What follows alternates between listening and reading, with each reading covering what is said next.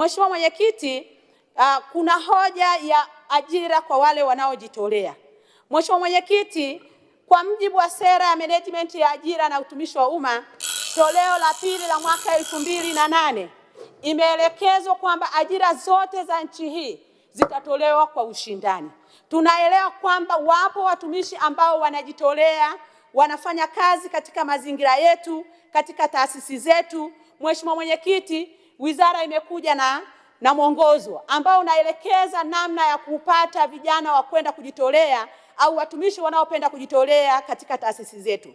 Tumefanya hivi kwa sababu Mheshimiwa Mwenyekiti, si wote wanaweza kupata fursa ya kujitolea, na ndio maana tumesema ajira ziwe za ushindani ili kuleta usawa, ili kuleta mazingira rafiki, lakini ili kuleta utaifa na umoja.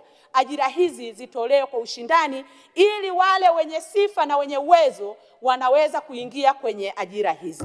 Mheshimiwa Mwenyekiti, wakati ambapo ajira hizi zinatolewa kwa kuangalia wanaojitolea, wapo watu ambao walikuwa nakosa nafasi hizo kwa sababu kulikuwa na upendeleo mwingi. Ili mtu aweze kujitolea, wanaangalia anafahamiana na nani, ni mtoto wa nani. Lakini kwa sasa hivi ajira hizi zinatolewa kwamba wote mtachaguliwa kwenda kufanya usaili na kushiriki usaili, ili ukifaulu kwa kuangalia vigezo basi unapata ajira. Lakini Mheshimiwa Mwenyekiti, tuliweka sheria humu kwamba tuwe na chombo kinachoweza kusimamia masuala mazima ya ajira kwa watumishi wa umma. Secretariat ya utumishi wa umma imeendelea kutengeneza mazingira rafiki kuhakikisha kwamba watu wanaomba ajira hizi na baadaye wanachaguliwa kwenda kufanya usahili.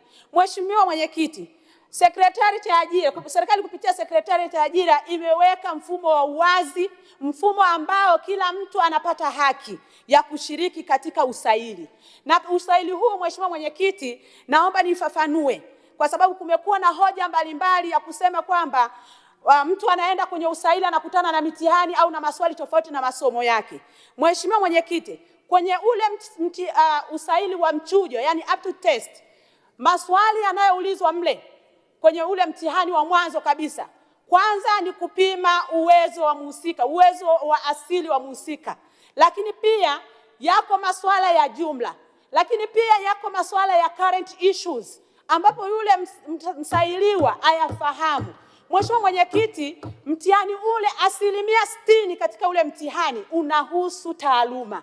40% ndio zinakwenda katika kupima yale masuala ya jumla na masuala ya current issue. Nimshukuru Naibu Waziri, ameeleza vizuri juu ya mchakato mzima wa ajira, lakini nami nataka niongeze neno kidogo ili kuweka record sawa. Eneo la kujitolea, ndugu zangu au wabunge wenzangu waheshimiwa, halikuwahi kuwa na mwongozo, utaratibu mzuri ambao unasimamiwa. Lakini ofisi yangu imekamilisha utoaji wa mwongozo wa kujitolea katika utumishi wa umma mwaka 2025. Mwongozo huo umeweka sifa, utaratibu wa kuwapata vijana wa kujitolea, haki na wajibu wa wanaojitolea, utendaji wao, utaratibu mzima unaosimamia vijana wanaojitolea. Mwongozo huu umesambazwa katika taasisi zote za serikali kwa ajili ya utekelezaji. Nitumie nafasi hii Mheshimiwa Mwenyekiti kuwaelekeza na kuzieleza wizara, idara zinazojitegemea, wakala wa serikali, taasisi za umma, mashirika ya umma, sekretariat za mikoa, mamlaka za serikali za mitaa kuzingatia na kuelekeza ipasavyo juu ya mwongozo huu ili uweze kuleta tija inayokusudiwa.